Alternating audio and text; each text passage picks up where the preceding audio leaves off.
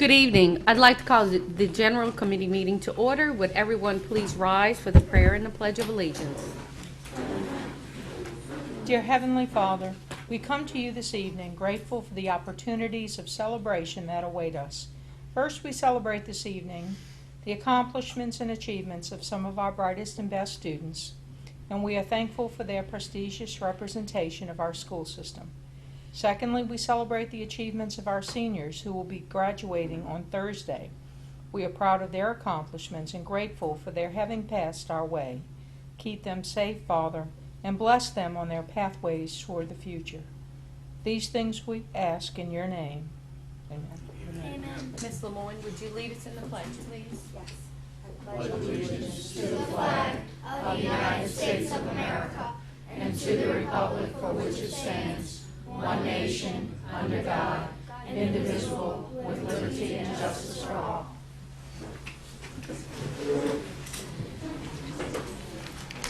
Roll call, please, Ms. Voce. Mrs. Acevedo? Here. Mr. Campbell? Here. Dr. Kraft? Mr. Egan? Here. Mrs. Lemoyne? Here. Mr. England? Here. Mrs. Dysart? Here. Dr. Lewis? Here. Mr. Long is not with us. Mrs. Nicosia? Here. Mr. Warner? Here. Thank you, Ms. Voce. Before we go on to the agenda items, I'd like to take this opportunity to wish Mr. Campbell a very happy birthday from all of the board members.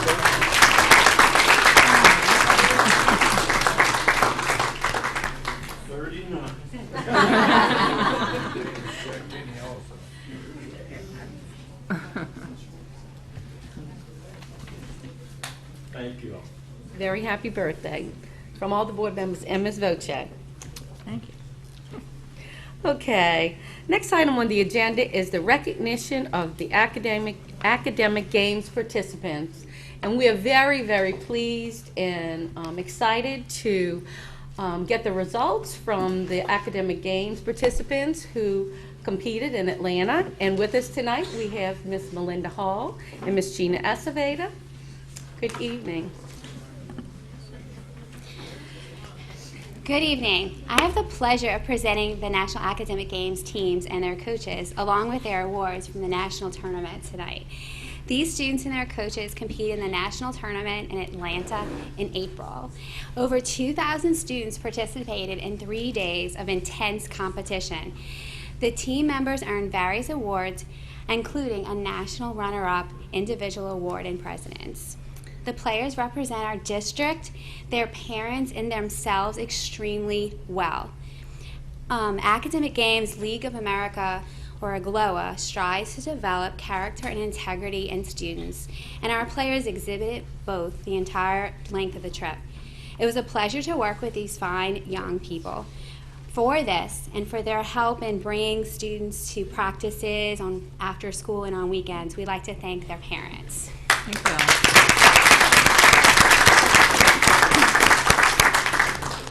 Our team continues to be successful every year, and for this, I'd like to thank a few more groups and individuals. To our coaches, there are over 20 local coaches at all of our school that practice every single week with these kids, and we appreciate their hard work and dedication. And to our academic games leader who's not here today, Miss Lametta, she organizes the local tournaments, organizes our trips, and she does a great, of course we all know she does a great job. And in addition to our parents, students, and coaches, we would like to thank our representative from Chalmette Refinery, PBF Energy, our corporate sponsor present tonight. We have received a tremendous amount of support from Chalmette Refinery, PBF Energy. They have supported this program for over 15 years. I cannot stress enough how this $15,000 donation they gave makes our local tournaments possible and defrays the cost of the national tournament for our players. We are able to focus on studying and working with the students and not spending time raising funds to attend the national tournament. So at this time, I'd like to thank and acknowledge Dorothy Steele Hills from Chalmette Refinery PBF Energy.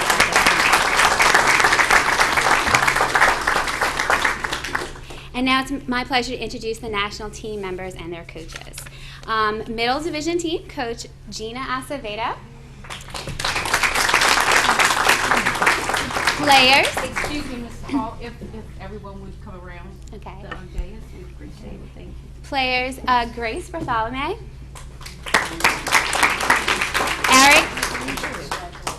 Eric Ganji,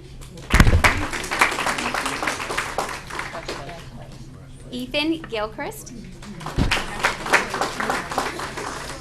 and a proper individual award. Leanne DeCula won 9th place, a propaganda out of 201 players. She has a medal.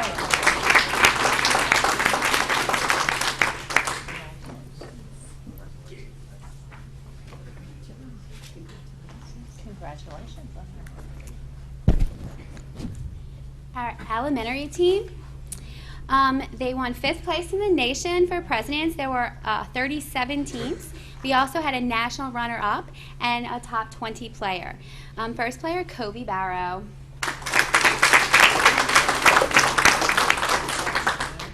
Austin Booz. Landon Sanborn was a top 20 player in the nation.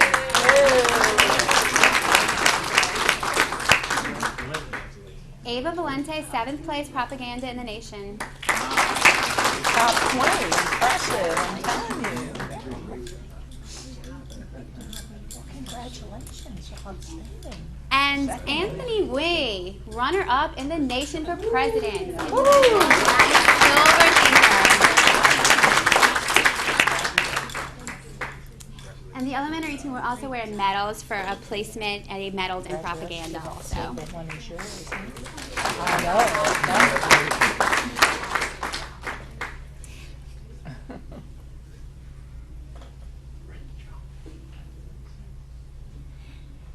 And our senior division team, coaches Jillian Christman and Kaden West.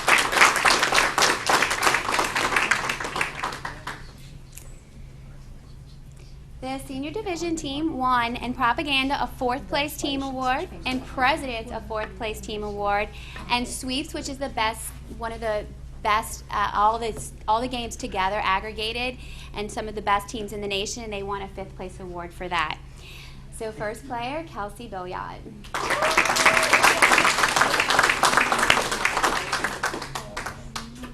Jermaine Giles.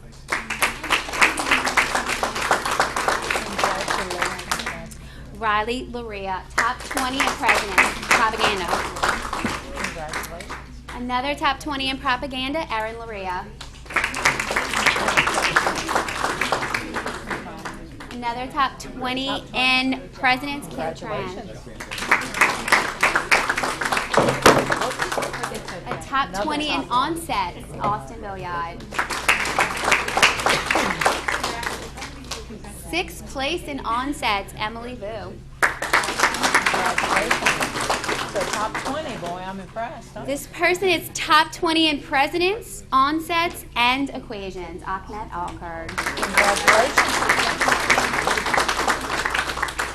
Top 20 in propaganda, presidents, and onsets, Kenny Wen. Congratulations. All the top 20 things. And then we have our coach who coaches all divisions and teams and helps us out is Ryan Gregoire.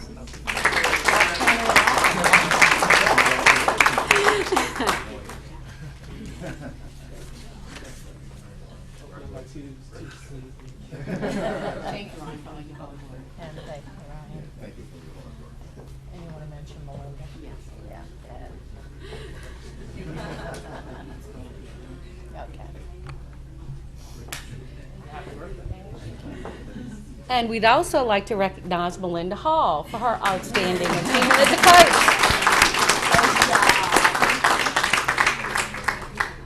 Thank you for all your hard work. Thank you, Melinda. Okay.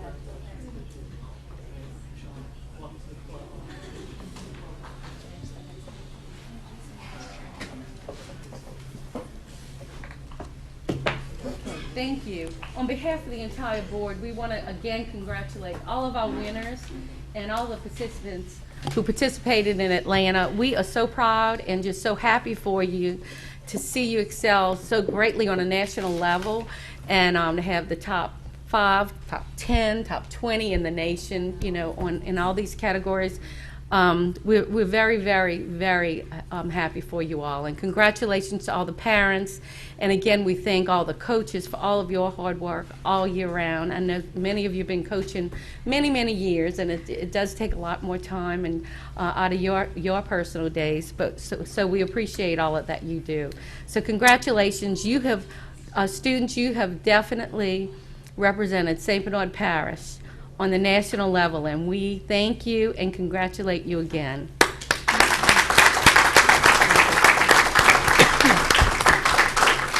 And Ms.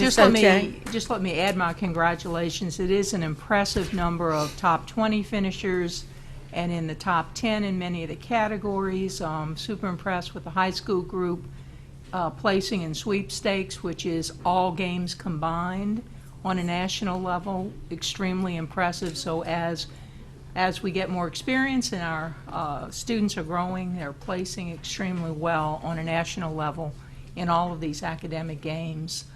Coaches, Ms. Hall, Ms. Chrisman, Ms. West, Ms. Aceveda, thank you all so much for the hard work that you put into this.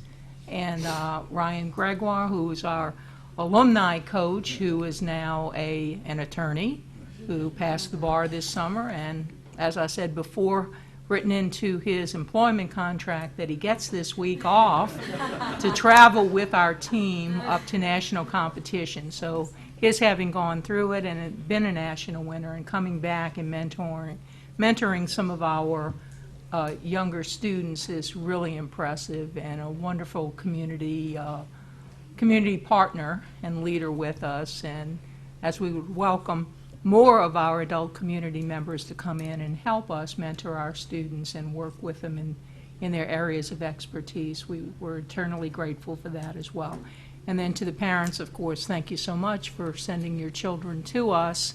And you know, we can get all these awards and these accolades, but as we say every year, what's most impressive is that we can send such a fine group of young people and get the reports back of how good they are, not just academically, but as citizens in terms of their character, their behavior, their integrity, and how wonderful they represent our school system and our community. So thank you very much for sending them our way as well.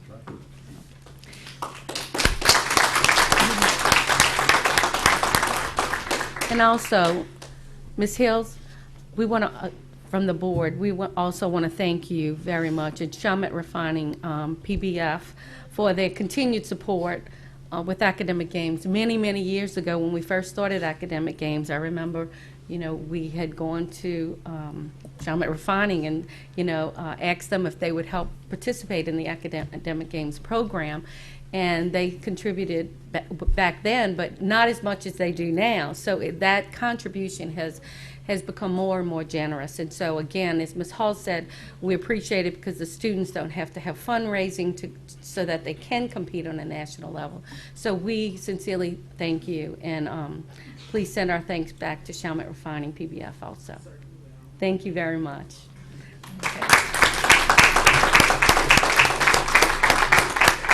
Okay, anyone else? Okay. Okay, and thank you all for coming Thank tonight. all. Keep up the great work.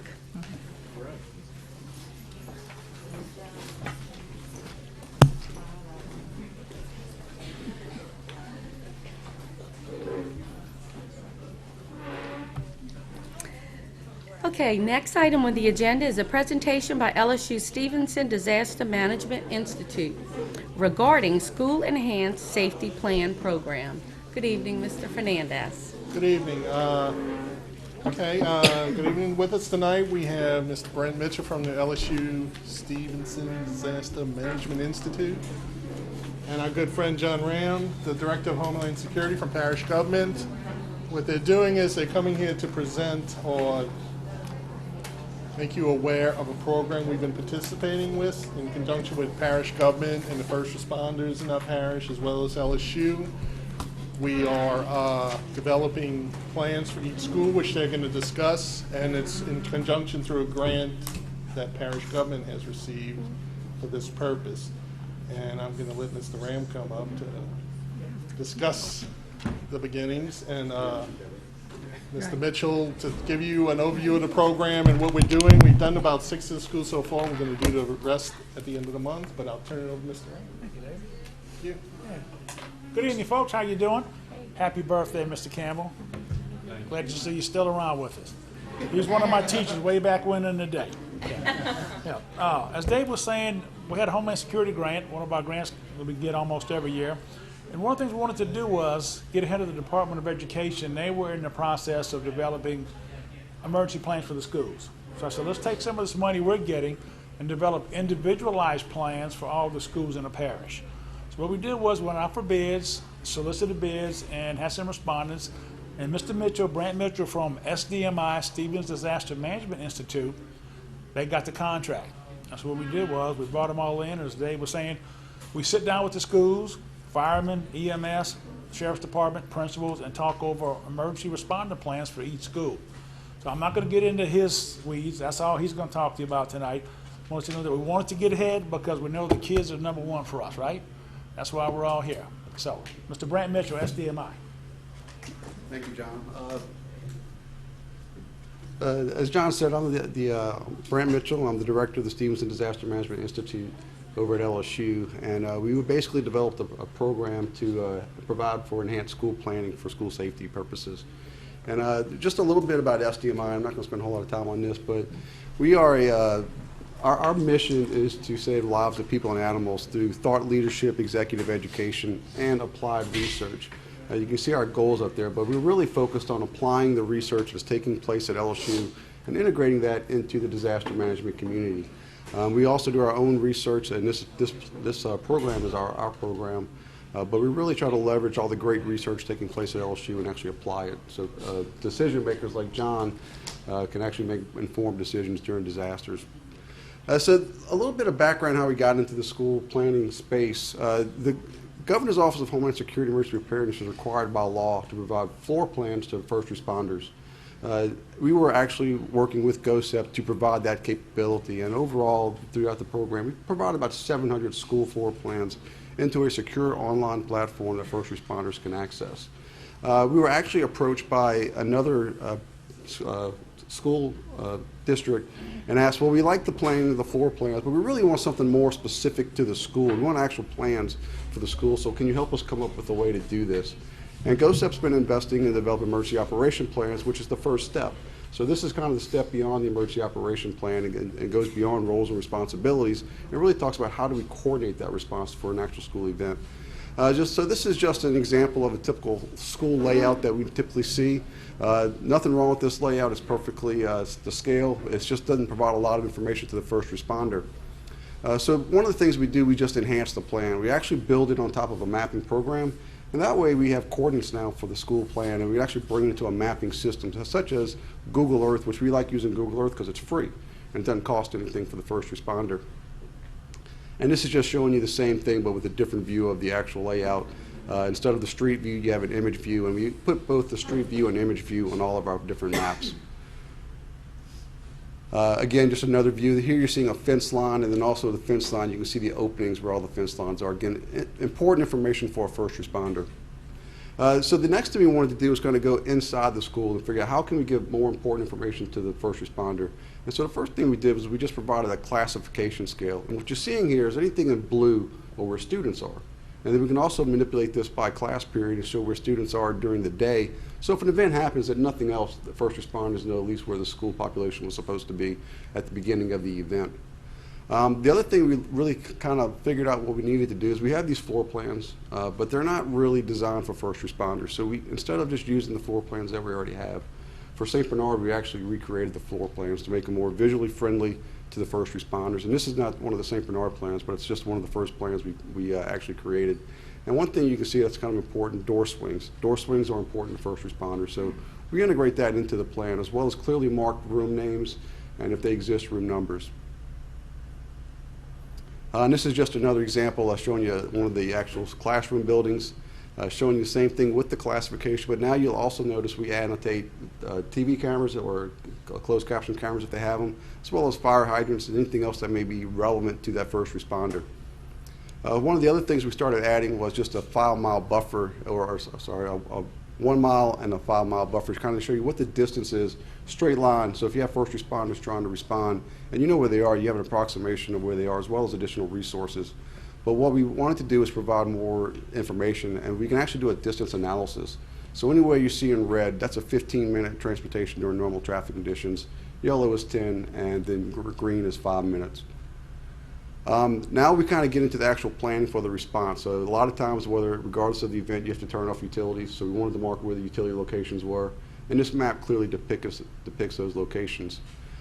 Traffic control plan, that's a big piece, and you need to know how to cordon off the traffic so you can control the event. And what you're seeing here is that traffic control plan as well as the different resources. And I do want to, this is a mock-up, this is not an actual plan for, this was just something we experimented with, mainly because I went to the school and I knew the school pretty well. Here you start seeing emergency response symbology, so you know the incident command is, but you also noticed over here on the right we got reunification points too, which is a big part of any school plan. Going further into a medical response piece, we have triage points, we have air med, we have EMS staging, fire staging, but also if you have a major event at a school, you know the media is coming. So you have to have a place to control the media so they can actually get the information that they need, but also so you can get your information out. So we actually have something you need to pre-think about, so we put that in the plan as well. And this is just kind of showing you the entire plan altogether, and then it also shows you some of the demographic data, so key personnel throughout the plan. So moving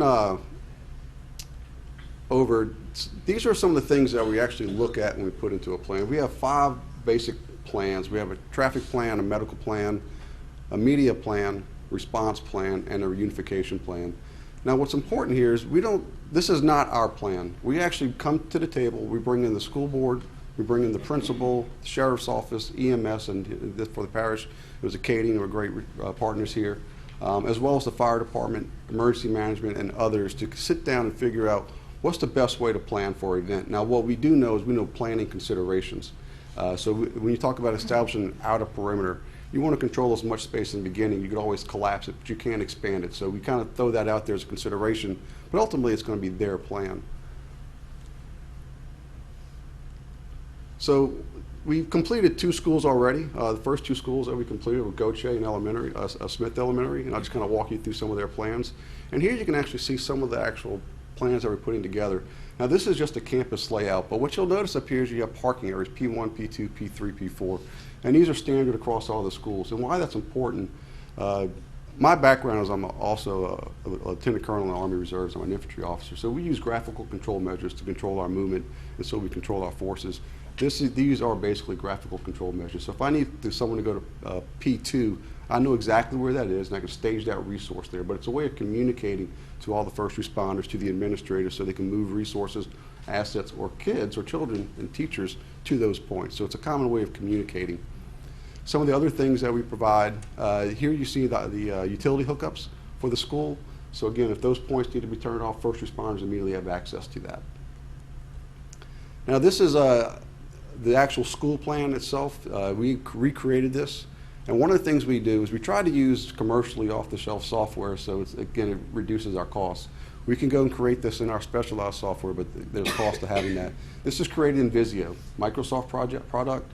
You can probably purchase it for $125, but the reason this is important because what we see in a lot of schools, a lot of the floor plans are old, and many of these schools have partitioned their classrooms so they can get additional space, and those are not annotated on these floor plans. So this is a way that even after we leave, we give them the Visio file, the school board can still manage these plans and keep them current. That's what the plan looked like before. Again, this is a great architectural drawing. It's got all the information you need if you want to provide maintenance for the facility, but for a first responder, it's a lot of clutter. So when you go back to that, it's clean, it's clear, the room numbers are annotated, and you can clearly see and communicate what's going on with that particular school plan. Here you're seeing the classification scheme. Again, you know, colors mean things. Green is for students, blue is for administration, red is for either large gathering areas or for dining. We also conduct a walk through the entire school. I'll send a technician over here, and he will capture everything that's in that particular school that may be relevant to a first responder. Now this map looks a little busy because it's got everything that's relevant for Goche. But what we also do is provide a map for specific entities such as fire extinguishers. And that way, if you need to locate something and make a clean map, you have access to that as well. In addition to that, we also provide electrical and mechanical rooms, so those can clearly be located during the event. This is an important map because it shows you where all the cameras are for the school. Now, most first responders don't have direct access to the camera, but if they want to see Charlie 1-3, they now have common nomenclature which they can communicate to the school board and say, I need to see what's going on Charlie 1-3 and Charlie 1-4. Without this kind of map, they don't have the ability to really communicate that. They're going to be talking about out of this room number. This gets them directly to the camera that they need and to see what's going on with this specific area. This is a distance analysis map, and again, you're seeing that 5, 10, 15, but you'll also notice we annotated all the infrastructure. So you got law enforcement, fire, governmental buildings, EMS, anything that might be relevant to providing that first responders with information. And here you kind of see the overlay with the buffer doing a ½ mile, 2 mile, as well as, or 5 mile, 2 mile, 1 mile and a ½ mile.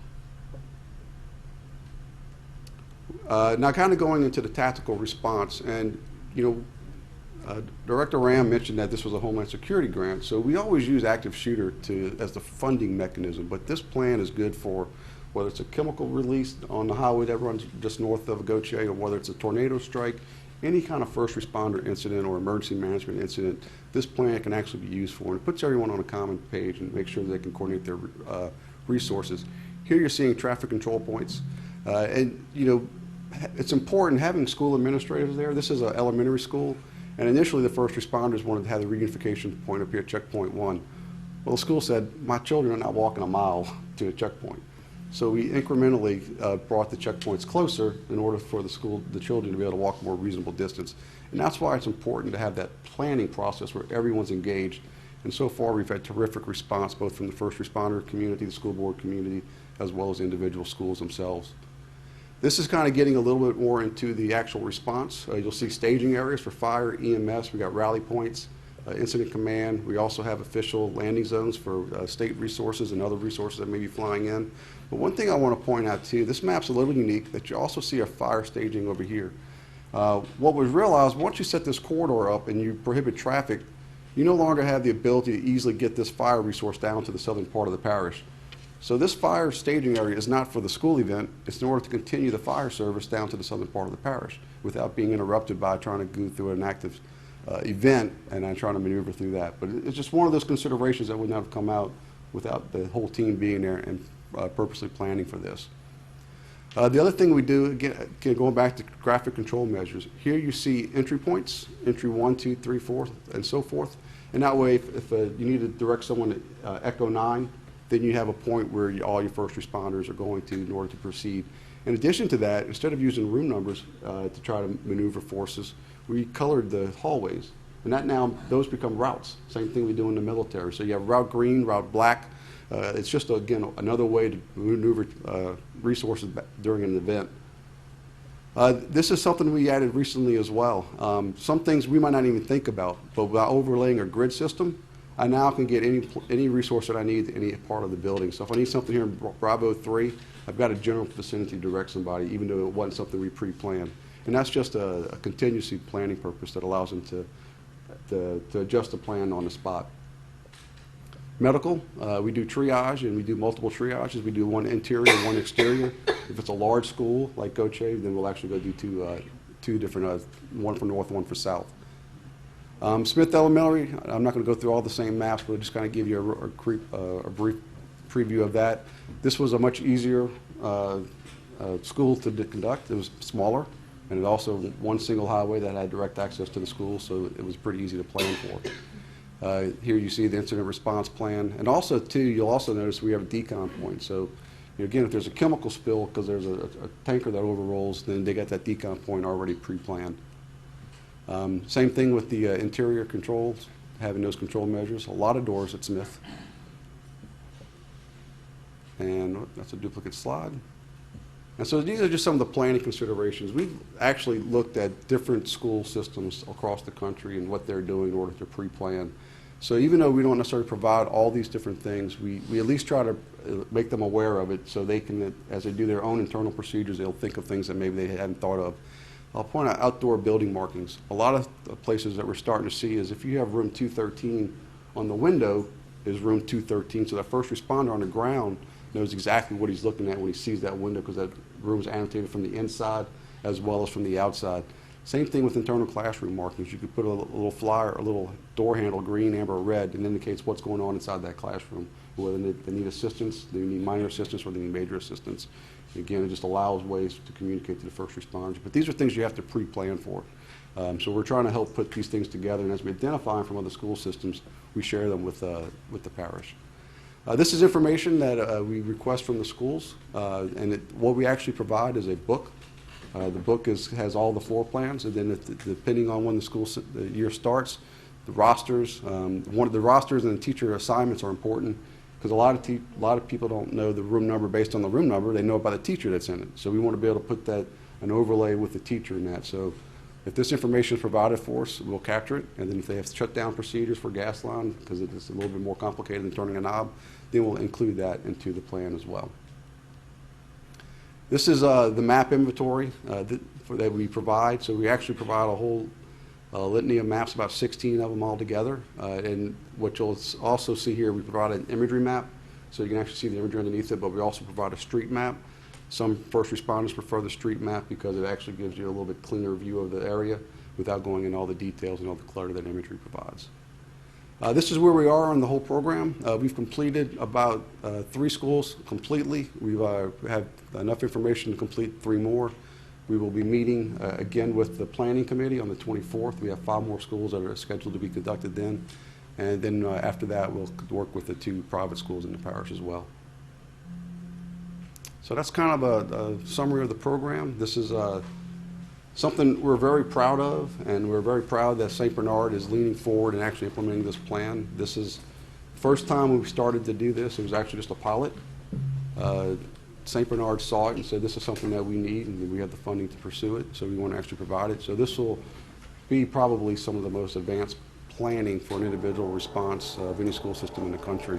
And I know this because I was recently up in New Jersey showing them the program, and someone that's been doing this for 3 years said we're so much further advanced in total consideration for what needs to be included that St. Bernard's going to be in really good shape.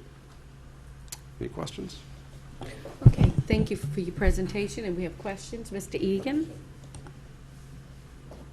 You know, lately, the biggest problem is having in schools with people with weapons. And when I Sure. say people with weapons, now maybe I missed it, but I didn't see anything there that we had something to counteract that. Meaning, if we got 2 or 3 people with weapons and they're shooting people or shooting at people, So, I didn't see anything that, you know, y'all did a fantastic job. right. Because, you know, when you have those maps and you know where you're going, I was in the military too, so I Yeah. know what you're talking about. Appreciate the value. Okay.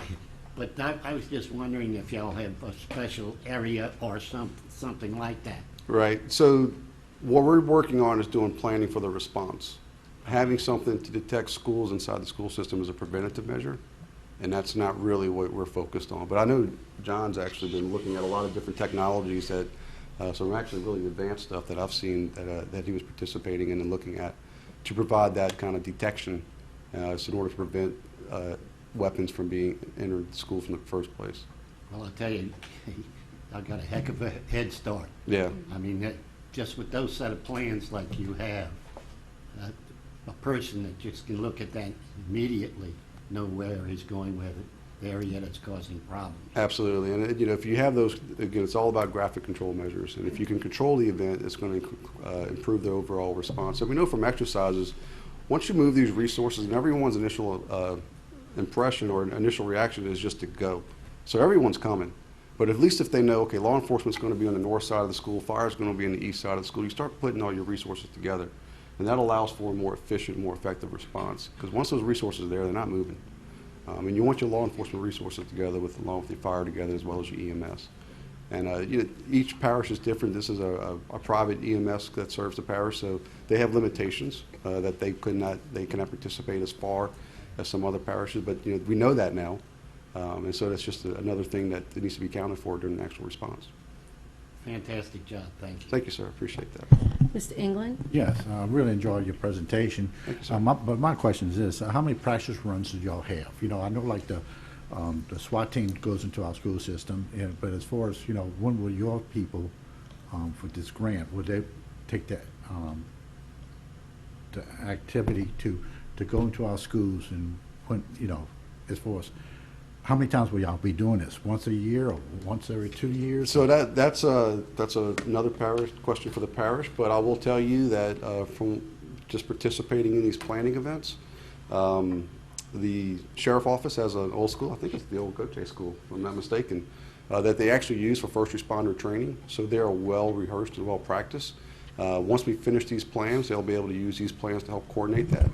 And once they do that, then I'll be happy to come and observe and make sure, because we're learning too.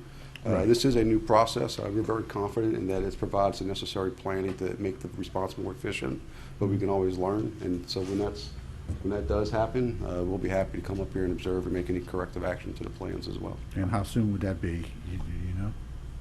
That, And once the plans are completed, what we're gonna do is turn the plans over to the school board. The sheriff's department will also be having access to these plans. What the next step is, I would like to do, with your approval, is do some exercises within the schools. Right. That way they can take these plans and they can say there's a shooter at, in the Purple Hallway, Echo 9, wherever it's at. And that way the SWAT team, who will roll, and if necessary, they'll call in the state police, will always start as a local emergency.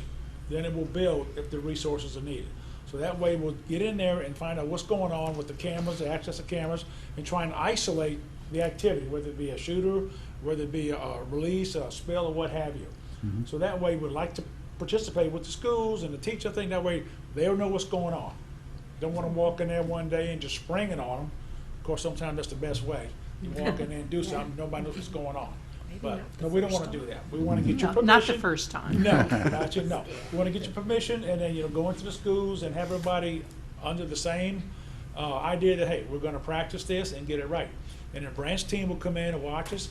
And as he said, the software they used on it gives you the capability to make changes to your own plans. Mm-hmm. So if you do move a school room, you do partition it.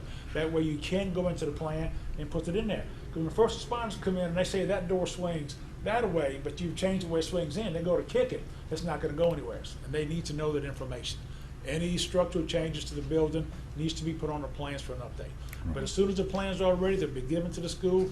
What's your deadline for completion? well, we'll Should have the be next pretty meeting on much May in. 24th. The next Our goal, meeting's- it takes us about a week to do a plan once we get all the information, just to Okay, clean so it it's up. gonna be very Print them short. all out. You're talking about 16 maps, This summer. plus This summer. each one had 2 maps. They'll So be put done all by that the end of the together. summer, yes. Yeah, Now, the guy who does all the work, he just promotes the product. Robbie's his GIS guy. Right. He was at our last meeting. We had 4 or 5 schools in one at a time, and Robbie's sitting at the table in the back. Miss Doris came in and was watching a little bit. He's sitting there, he's got fires telling him things, he's got EMS telling him things, everybody telling him what to do. Well, he's trying to put it all on the map at the same time. Right. And he did most of it pretty well. Yeah, but Robbie goes in and walks through all the schools and captures all the data. He's really looking forward to getting into Chalmette and seeing all the cameras and everything in there, But yeah, by the end of the summer, they'll be ready to turn over to you at the beginning of next school year. And it's up to you guys and what you want to do with it after that. Exercise whenever you want to and as often as possible. Well, it sounds like a fantastic program. Thank y'all. Thank you, sir. Okay, any other questions? I just had one. So when you complete the mapping, which is very thorough, you're going to give it to the school board, and then we'll be in charge of disseminating it with the fire department, the police department, and the EMS? Or will they get copies of all this, all of the Web-based, correct? map? So we actually create a file that it could be digital or paper. With the file, you can actually input it into Google Earth. And again, we use Google Earth because it's free. And that way, anyone with the file will be on their local mobile data terminal. And that way, it's not accessible via online, it's not hackable. In addition to that, we can provide a hard copy. And I think we'll provide 3 hard plans for each school. But we'll also provide a jump drive with all the plans on it to the school board, to John, and it can be disseminated as desired.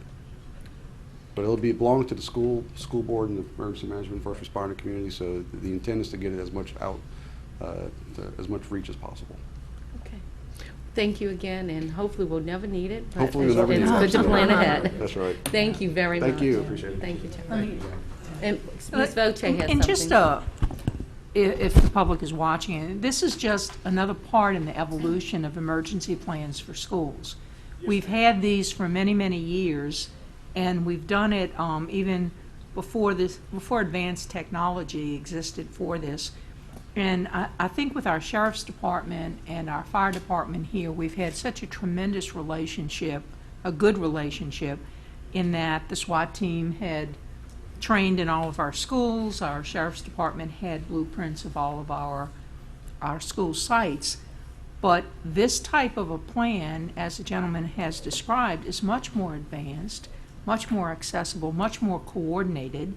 I mean, we even have things where we brought in, as the individual principals came in to discuss these things with the entire team, our transportation department, because we've got plans if we're evacuating kids, where the central spots we're bringing them, how we're going to notify parents, where the media is going to be set up, where the sheriff's department and the first responders will be routing people. I mean, it's a very extensive plan that we hope to continue to build on. So as we get them in place and do some of these drills periodically, we'll continue to refine them.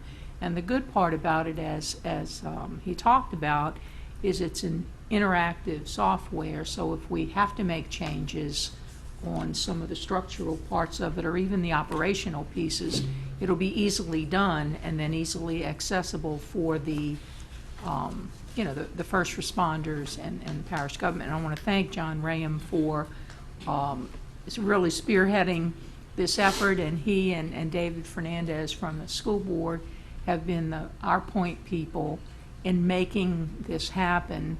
And John, I do want to publicly thank you, because you put a tremendous amount of work into this and coordinating all of the different departments and working so well with us. We do appreciate it. And I think our kids in our community will benefit greatly from this and give us a little bit more peace of mind. You never know what's going to happen, but we have to be as prepared as possible, and this is helping us to enhance our preparation. So, thank you. Thank you, sir. Mr. Fernandez, that wasn't for you. Okay. That wasn't for you. Next item on the agenda is an education item. Dr. Lewis. Thank you, Ms. Dysart. Item number 6, annual review of guide to student conduct.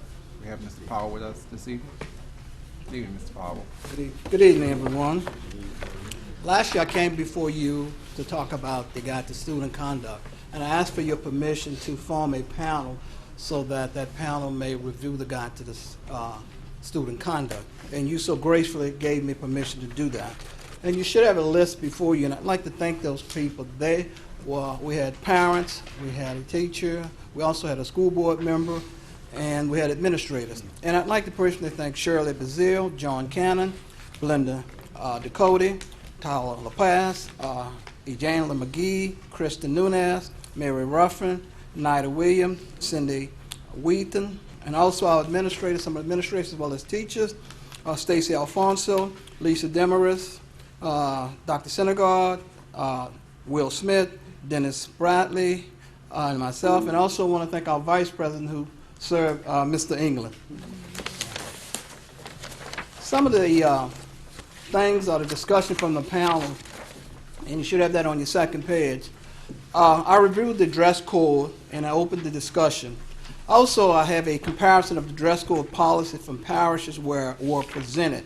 And if you look at this page here, this is a listing where I went on the website and got the dress code policy from various parishes. And as you can see, there's a breakdown there. And it tells you what they allow and what they do not allow. And most of the parishes, as you can see, are consistent with us, where they don't allow certain things. And also, I had the privilege of talking to some of my colleagues of other parishes that don't have a dress code and things like that.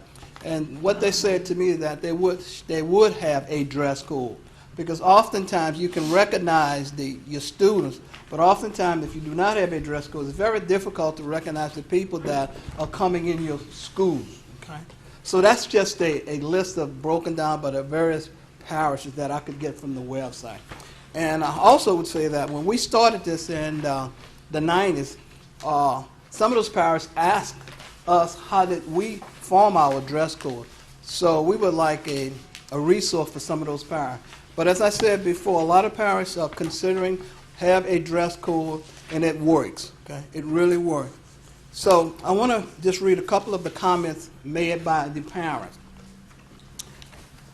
Parents expressed that they like the uniform because they are more affordable than the non-uniform attire. Also, uniforms are prepared for students for the future. Another positive point made about the uniform was the uniform helps settle down students. Parents felt uniform colors of khaki and navy are easy to find. There was a discussion on the uniform brand. However, most felt that the Dickey brand lasts through the year. The committee recommended having a specific guidelines for types of skirts due to issues with skirt length. There need to be consistency with enforcement. It was suggested that a skirt length check happen before Christmas break. A suggestion was made to have a graphic representation of the uniform flyer show parents what is expected at an appropriate skirt length. Consideration should be given to requiring shorts under the uniform skirts. A suggestion was made for dress code advertisement. It was suggested that there be something on PEN TV, posters hung at the various uniform vendors, and or a fashion show on the website to show parents what the uniform is expected to look like. Hoods also was discussed. It was suggested the elementary school children be taken out of the handbook so that all students would be allowed to wear hoods outside on cold days with the discretion of the principal. Uniform belt colors was also discussed. Most felt that the color listed on the dress code was appropriate for the uniform. Hair was the most noted topic of the discussion. Most parents were not in favor for a change of the facial hair, beard, or goatee. That is just some of the comments from that committee. Okay, Mr. England was there. I don't know if you want to share anything. Yes, it was very informative, with the parents. The parents was real fantastic there, and they had a lot of input. They had some grandparents there also, Yeah. And they had their input because you got the new people, the younger people with the older generation, and it was a mixed group, and it was very well done. And we did stay there quite a few hours. Yes. And it was very productive. Okay, and I'll just go along with the recommendations here. All right, thank you very much. Okay. Now, on the 27th of April, we had our annual committee review, and that should be this packet here. And as you can see, the various people served on the committee.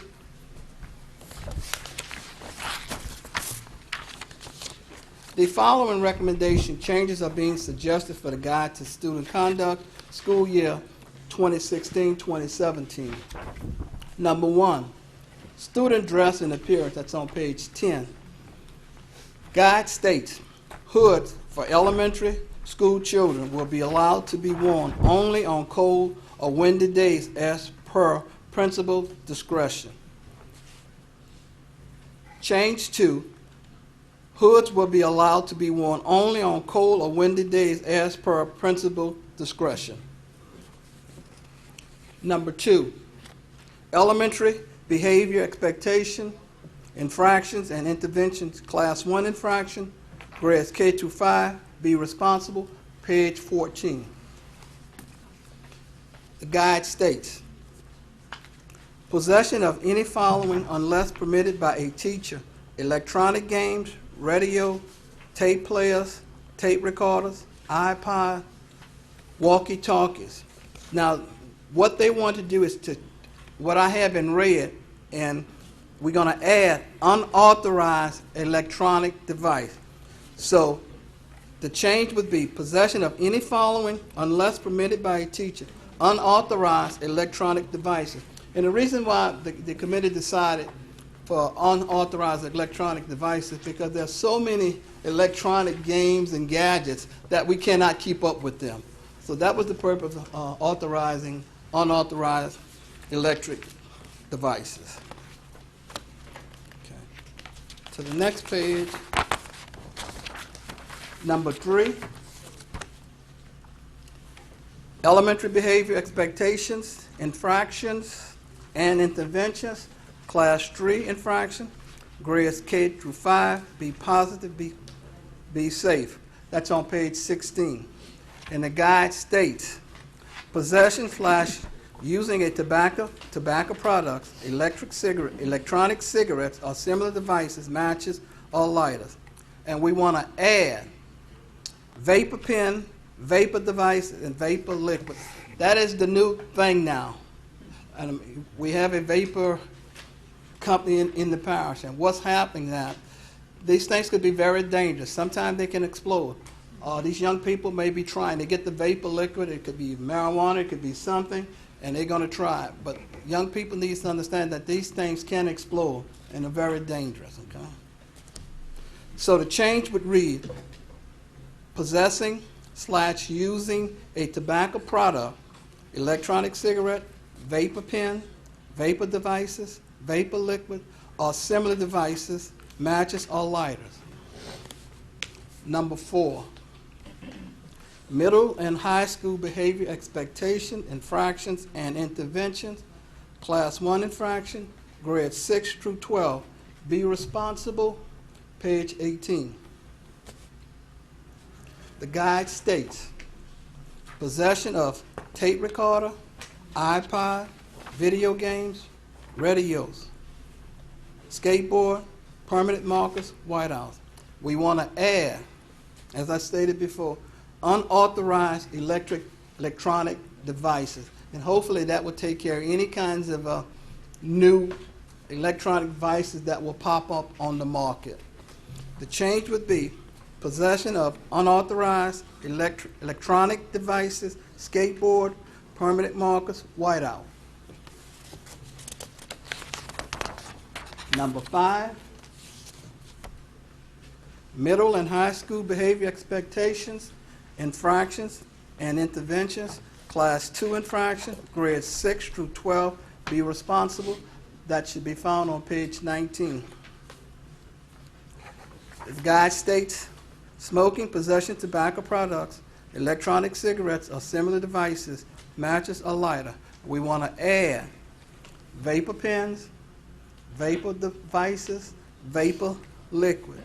And the change to smoking, possession of tobacco products, electronic cigarettes, vapor pen, vapor devices, vapor liquid, or similar devices, matches, or lighters. Number 6, due process, procedures for suspensions and expulsion hearing, page 24. And it states, when an expulsion recommendation is upheld by the superintendent or his designee, middle and high school students are required to attend C.F. Raleigh Alternative School for a designated period of time. The student must successfully complete a behavior program in order to return to their district school. Students who successfully complete the C.F. Raleigh Alternative Program and return to their district school will not have the expulsion appear on their school record. However, if a parent or a student refuses the service of C.F. Raleigh Alternative School, or if a student is denied attendance, his or her expulsion will become permanent part of his or her school record. All students who are required to attend C.F. Raleigh Alternative School must successfully complete the behavioral program before returning to any of the schools in St. Bernard Parish. We want to add to that, which would be the second paragraph after the first paragraph for which I just read. And it reads as follows. If a student withdraws for any reason from C.F. Raleigh Alternative School and or leaves St. Bernard Parish without successfully completing the program and return to the parish, the student will automatically be enrolled at C.F. Raleigh to complete the behavior program in order to be eligible to return to their district school. Okay. I submit the changes for your consideration. If there are any questions, I'll try to address this. Thank you, Mr. Powell, for your presentation. Any questions or comments from board members? Mr. I got a Warner? statement. Just thank you and your committee for all your hard work, and I love the suggestion up about putting on a fashion show and having Penn TV kind of get some students and have a link on a website so parents can review it, and I really like that suggestion. Okay, thank you. So if we can do something with that, that'd be appreciated. Most definitely will. Any other questions or comments from board members? Motion. Well, I'd like to make a motion that we send it to a full board for recommendation. So we have a motion by Mr. England, second by Dr. Kraft. Any further discussion? Please cast your vote. Motion passes 10-0. Thank you very much. You're welcome. Good job, Tom.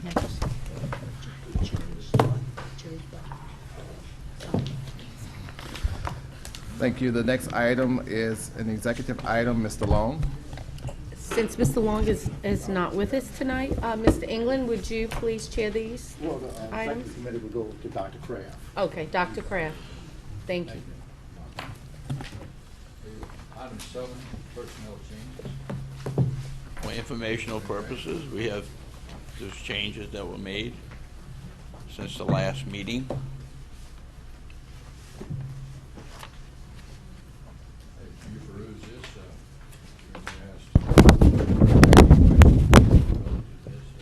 there will be no action on this item.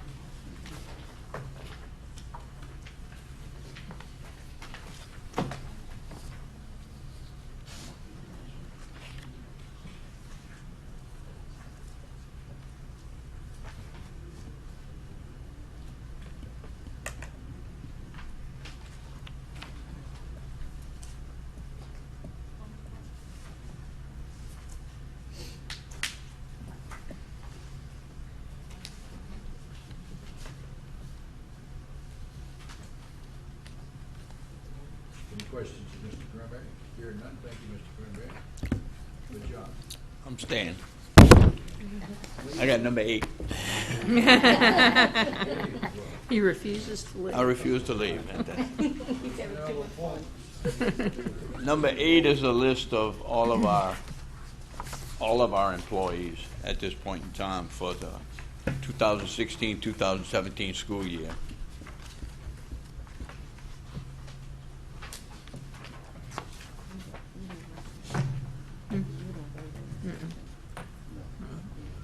You don't vote. No vote, no vote needed. Just information, Informational purposes. just so you know. What numbers are we up to now, Mr. Number Granberry? 9.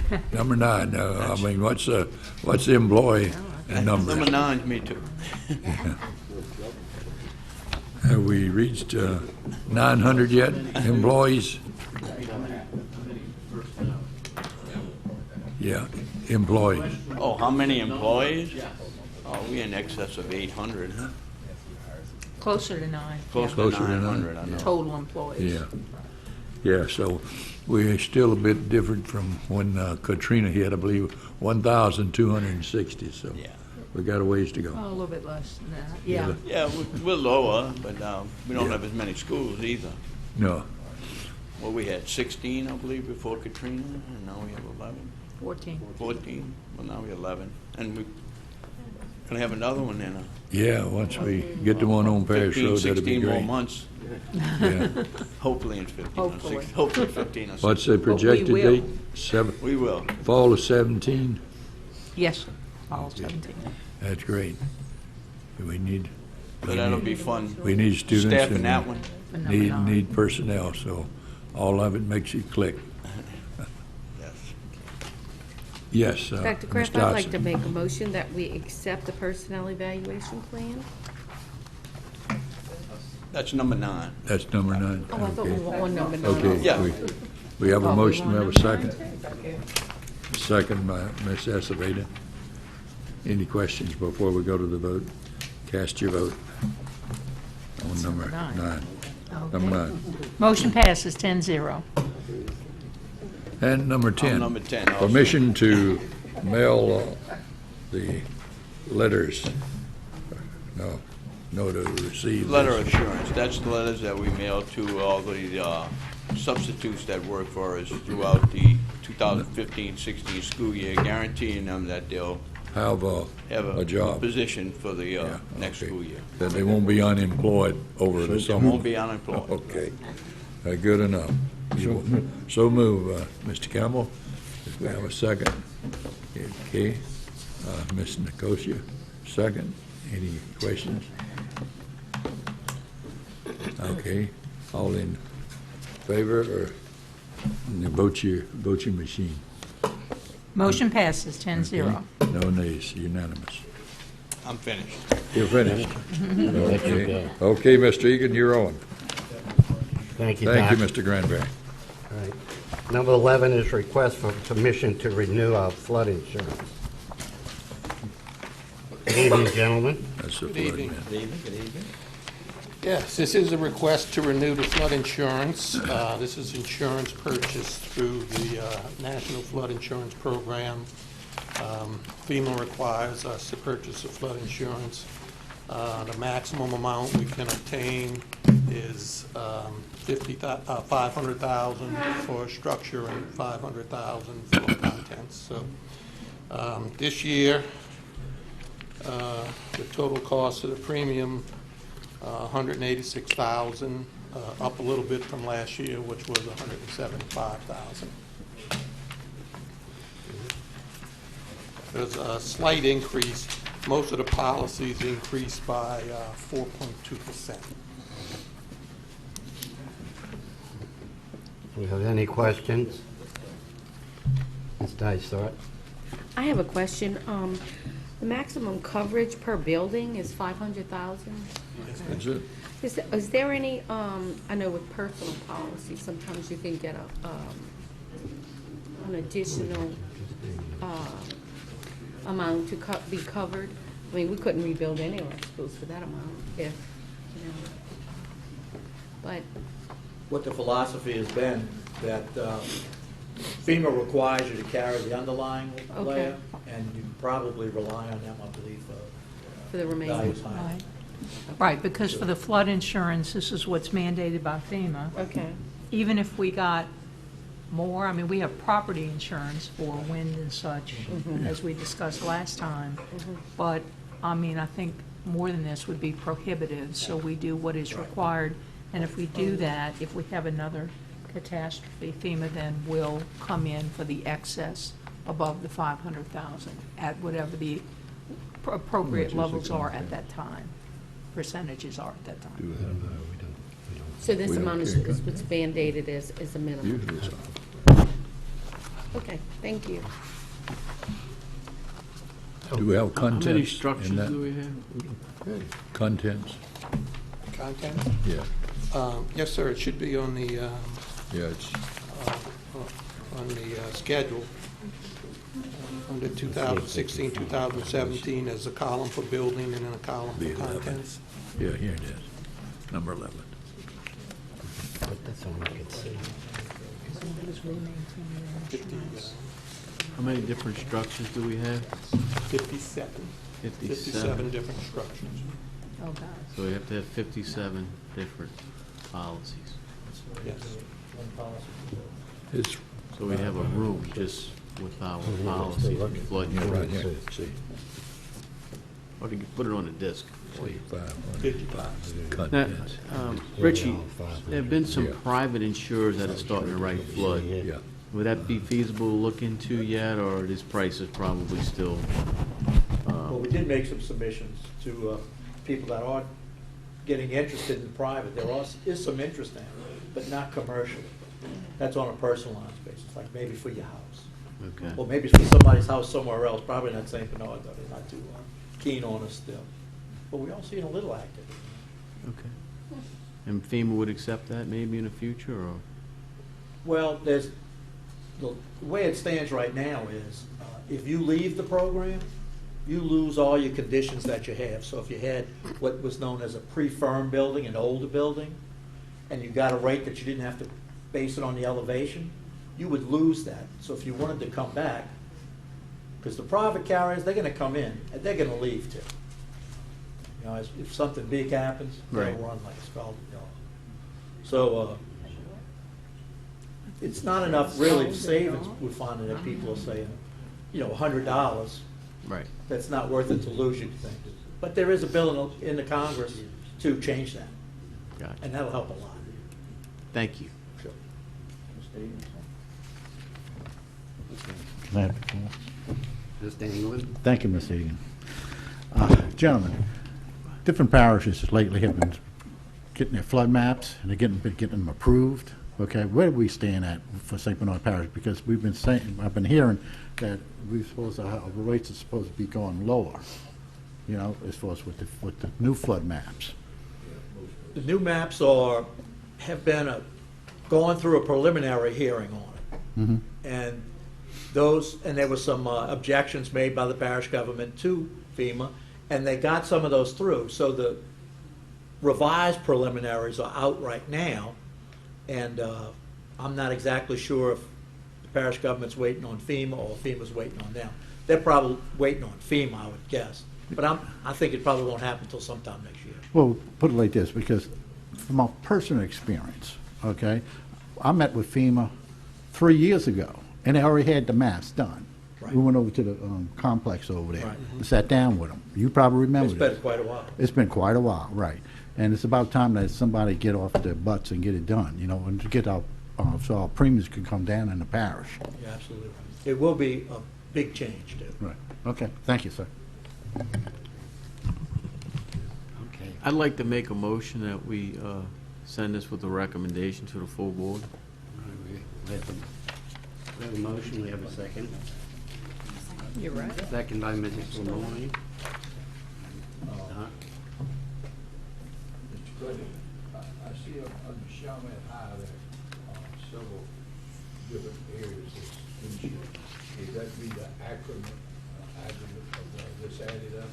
That we now cover rather than just $500,000 for the entire complex? What we did was we identified, according to the definition of FEMA, what a building is. Now, Chalmette High is a conglomerate of all of these different Yes, buildings it's tied quite- together. So we identified what would be a standalone building, even though they're connected with pathways and hallways, and we took insurance on each one of those.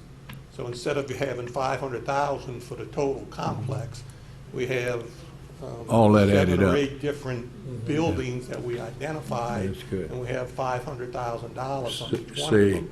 if a tornado just flattened everything, you'd have all those $500,000 added up there for the total flood complex, is This is that right? flood. Yeah, I mean for the flood, no. Yeah, because it's not, this is by water, not wind. Yeah. Huh? Yeah. Okay, so that's good. Thank you. Do we have any further questions? Please vote. Motion passes 10-0. You did good. Thank you, gentlemen.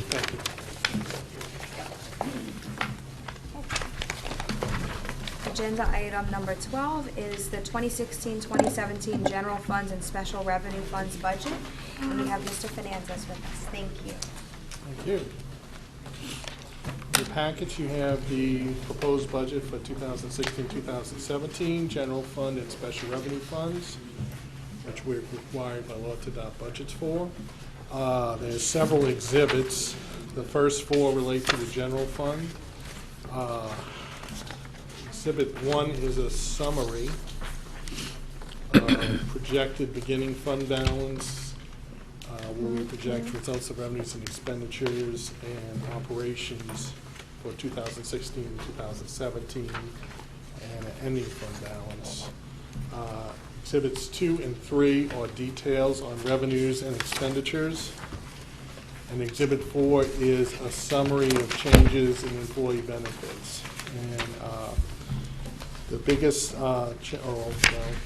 this budget represents what our expected staffing for next year is, all teachers, aides, and other staff, as well as the effects of salaries and employee benefits. We are There are some increases in salaries because people are moving up the salary schedule, but we did experience some savings in terms of benefits, as you can see, because the rates on the two major retirement systems have decreased for next year. So that decrease did offset the increases a little bit. And also all the other allocations, maintenance allocations, transportation allocations, and the like are included in there. Everything else is pretty much a standard representation of what we expect next year. We've adjusted some of the accounts a little bit due to our experience this year projecting into next year. But we're looking at total revenues of over 66 million and and other sources of maybe almost $67.5 million, and total expenditures of slightly less than that. So we do have a balanced budget, which we're required to have by law. So, and as well, on the bottom of the first summary, we have the reservations and designations that we expect to have at the end of the year. Also presented is the lunch fund budget, which is a pretty standard presenting comparison from what we expect to have this year and next year. Revenues and expenditures. Pretty much revenues and expenditures are in line. So lunch fund budget, although we do contribute some MFP monies into the lunch fund to assist it, its budget is also balanced, as you can see. And Exhibit 6 is a list of the major special revenue funds, and some are actual allocations that we've received already for next year. Some we have not received, some we have estimated allocations for those. But those are the amounts we're expecting to get next year in all the special revenue funds. But happy to answer any questions you might have. Any questions for Mr. Fernandez? I move that we send this to the full board with a recommendation. Got a motion made by Dr. Kraft. Seconded by Ms. Nikosha. I have Any a question. Further questions? Dave, Yes. can you give us a breakdown of the student population by grade? By grade? Or We do. elementary, middle, or high school? I can give you. I know I got it in the past, and I don't remember receiving. We can provide that. We can provide you our current student population. It changes a little bit at the beginning of the year, but we can give you what we think our projections are going to be. Yes, sir. Okay, we can great. provide that to you. Thank you. Any other questions or comments? Ms. Dysart? Thank you, Mr. Fernandez, for your presentation. On the ExxonMobil grant, Yes. that's not going to be continued? ExxonMobil is a particular grant that they gave us in the past, and that has been used to fund engineering programs, the engineering program at Sherman High School, some other things, technology type stuff. That was a grant that we received. It's not a continuing every year grant. That's not to be confused with the academic games grant that they give us every year. This was a separate grant for that specific purpose. Now, we do have some monies left in it. If it isn't expended by the end of the year, it will be carried forward into the next year, but for the purposes of the budget, we just assume that all the grants or funds are being expended. And now, if there are any monies left at the end of the year, we will carry forward, and in our first revised budget, that will be reflected. Is it a grant that we could possibly reapply for? I don't believe so. It was a one-time grant that they came in and presented us with. It wasn't a continuing thing. It was to if I'm not mistaken, it was to encourage us to implement some programs.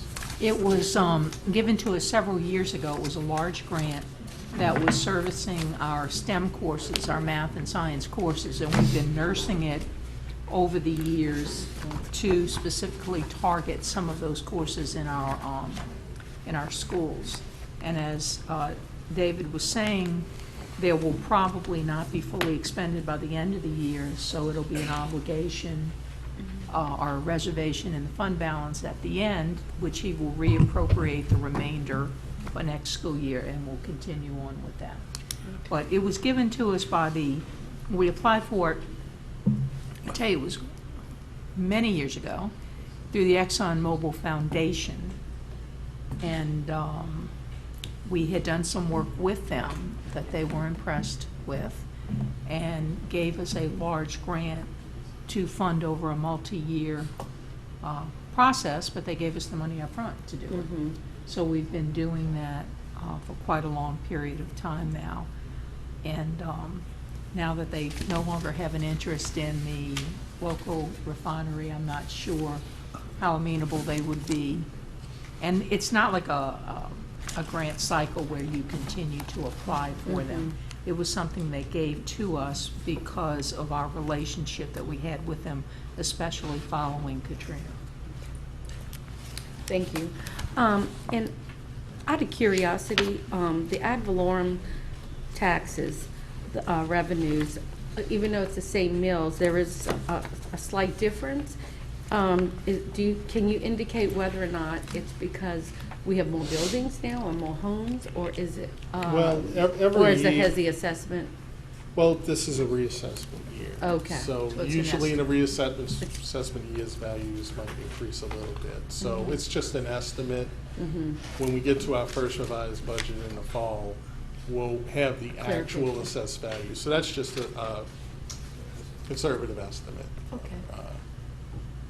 When we I was wondering if it was an indication of more buildings coming up, you know. Well, usually it does increase as more buildings come on and new homes are built and businesses. Right, and when we get the reassessment from the assessor's office, that will reflect any buildings, any changes to the parish, whether it's new structures or enhancements on existing structures or increases in property values. So this is just an estimate that we have based on what we think might come in. Thank you very much. You're welcome.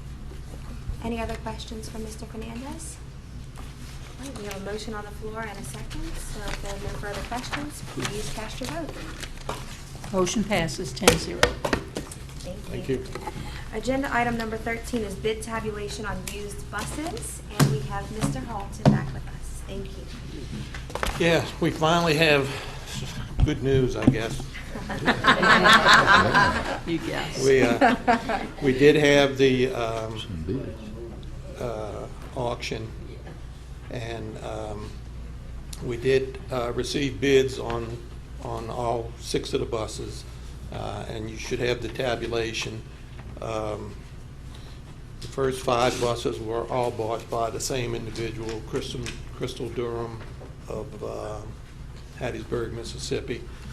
And then the last bus was bought by Maryland Seminary out of Marrero, Louisiana.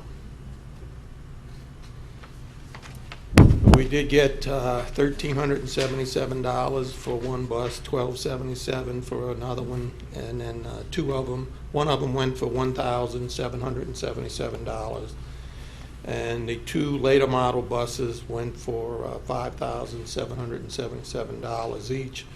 And then the oldest, actually the youngest, the newest bus was $18,150. That's a good one. Okay, we've got a motion by Dr. Lewis and a second by Ms. Dysart. Any further questions for Mr. Halton? Didn't we had to sell these for FEMA some reason or something we acquired? 3 of them were Head Start buses that we needed to sell. Okay. Because we wanted to use them. So to make them happy, we had to sell them. Yeah. Okay. Those were buses 4, 5, and 6. Gotcha. Under tabulation. Thank you. Any other questions or comments? Okay, if not, cast your votes. Motion passes 10-0. Thank you. Agenda item number 14, request to approve the bid tabulation for spices and seasonings, Class 2, cereal, dried beans and crackers, Class 3, frozen foods, Class 5, meat and meat products, Class 6, poultry and eggs, Class 7, seafood products, Class 8, and canned goods, Class 9, for the period of July 1st, 2016 through December 31st, 2016. And we have Mr. Halton with us. I'm standing in for Ms. Bloom.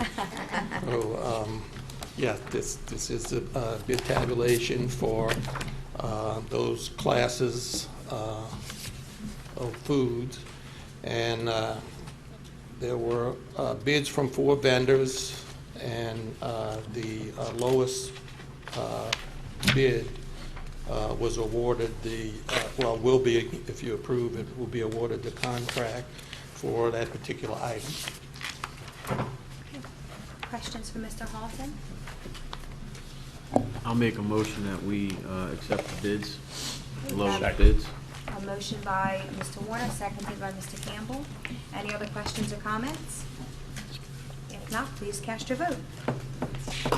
Motion passes 10-0. Agenda item number 15, request to approve the bid tabulation for milk and milk products for July 1st, 2016 through June 30th, 2017. Again, the bid tabulations received bids from 2 vendors for milk and milk products.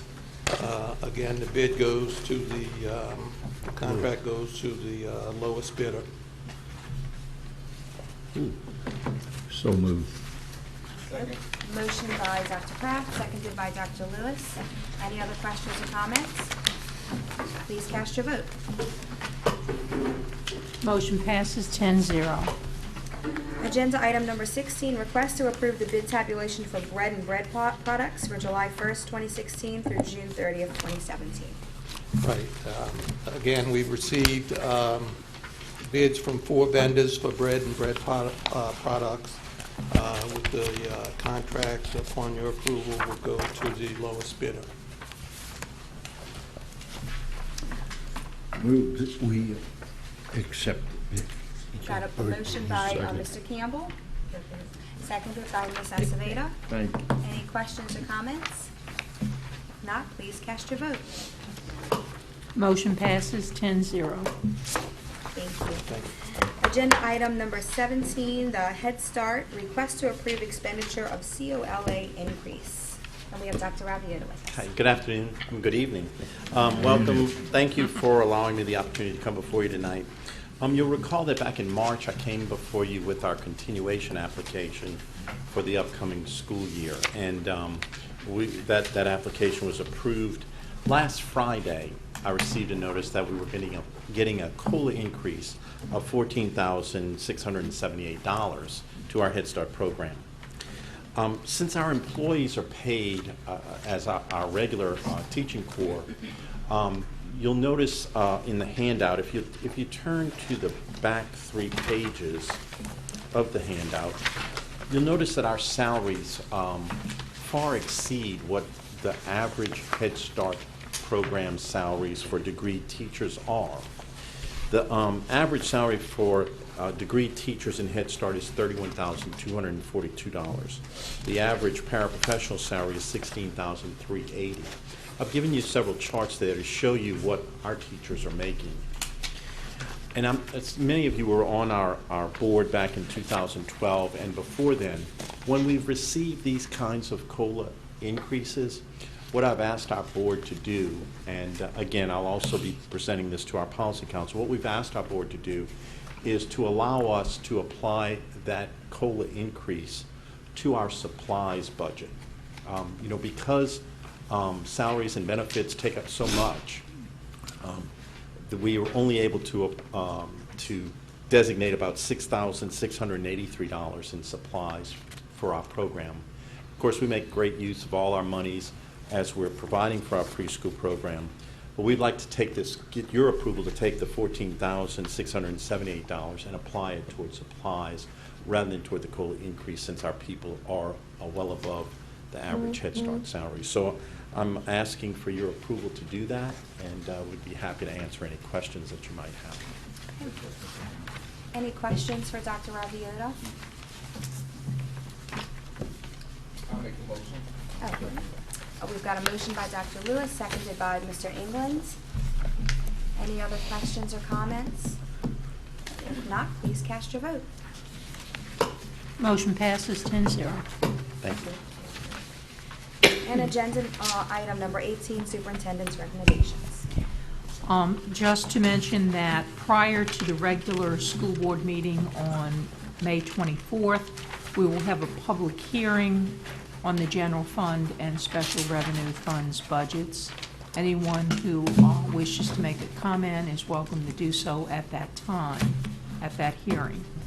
We also have received, again, both the GFOA and ASBO awards, financial awards, and we'll make that presentation at the regular meeting with Mr. Fernandez and his staff. And as a result of the recent election, at the meeting, we will have to consider and take action with respect to adopting a resolution regarding or providing for the canvassing the returns and declaring the results of the special election held in School District Number 1 of the Parish of St. Bernard, State of Louisiana, on Saturday, April 9, 2016, to authorize the levy of the special tax therein. So officially, we have to do that and canvass the results. So we'll do that at the 24th as well. And a reminder that our high school, Shelmet High School's graduation is Thursday night. We'll start at 7:30 at the Civic Auditorium. And it's going to be a wonderful event. And I think it'll be a very nice evening for the graduates and their family members. Other end of the year ceremonies and activities at our elementary and middle schools. Calendars and information have been sent home to parents. So please check with your children's teachers and administrators for any end of the year ceremonies at the respective middle and elementary schools. Thank you, Ms. Voce. You mentioned the graduation coming up in your prayer, and then again in superintendent's recommendations. And I just want to mention several of you were also at the awards ceremony for Shelmet High School, where hundreds of scholarships were given to our students. And I just want, it was very, very impressive. We had some individuals from outside of our parish that after the ceremony took place came up and said, I'm really impressed by so many scholars in this in your parish. And so congratulations to all those students who earned scholarships. And also I'd like to, on behalf of the superintendent and the board, thank all of the organizations and individuals who also gave very generously for scholarships, including board members, and but so many people and individually and organizations who had fundraising, you know, with the LSU. I mean, I don't want to start naming them because I'm going to leave some out, but so many organizations who really put forth the funds that they earn throughout the year that go toward our students to further their education. So thanks to all who put education as a priority in our community. So, do you want to add something? And I just want to add, when you mentioned that, we just did, I guess, an article for the paper on 9 of our students. And we had Ms. Valalongo, who heads our career diploma pathways, our Jumpstart program, here the other night, and she talked about the students who were pursuing both a high school diploma and an associate degree from Nunez Community College at the same time, simultaneously. And if you see the paper coming out soon, there will be a photo that has both Dr. Warner from Nunez as well as Mr. Warner from Shelmet High School with 9 students who will, at ceremonies shortly at Nunez. And Ms. Long, when is Nunez's? Tuesday, March the 24th. At Tuesday, they will get their high school diploma May 24th. Yeah. They'll get their high school diploma on Thursday night, and then less than 2 weeks later at Nunez's graduation on the 24th, will also receive an associate degree in industrial technology. And a few of those 9 students will be continuing to a regular 4-year university with 66 credits already passed and will enter college as juniors. And then several of those students will decide or have decided to go into the workforce, and they'll be eligible for jobs that will begin paying between $40,000 and $60,000 a year. So those 9 students, and they have not sacrificed at all in terms of their extracurricula at the high school. In fact, and I know many of them are involved in many groups, but I saw one of the young men who was also one of our leading football players, so, which is a huge commitment in and of itself of time. And there are others of these who have held jobs and who also participate in school activities. So these young people were able to earn both the high school diploma and the associate degree from Nunez. And that was fully paid for. It did not cost them anything. The school system, through an allocation from the state on the supplemental course allocation, that, by the way, will be cut next year with the proposed budget crisis that the state is facing. But these 9 people have enjoyed that benefit and are some of the first in the state who are able to do that, and especially in such a high demand area as process technology, industrial technology. So I just wanted to mention that, and we have several programs in effect with Nunez, as Ms. Vallelongo talked about at our last meeting. But I just saw the press release we're putting out with that photograph, and it just brought it to mind again that this is a very important month for these 9 graduates and their families. And you watch out Thank you, for Ms. those Hudson. Warner Brothers, because I'm telling you. Looney Toonies right there. On behalf of the board, congratulations to all of the graduates of the class of 2016, and we'll see them on Thursday night. Okay. Is there a motion to Do adjourn? something. There's a motion by Ms. Acevedo, seconded by Mr. Campbell. All in favor of the motion to adjourn, signify by saying aye. Aye. The meeting is now adjourned. Thank you and good night.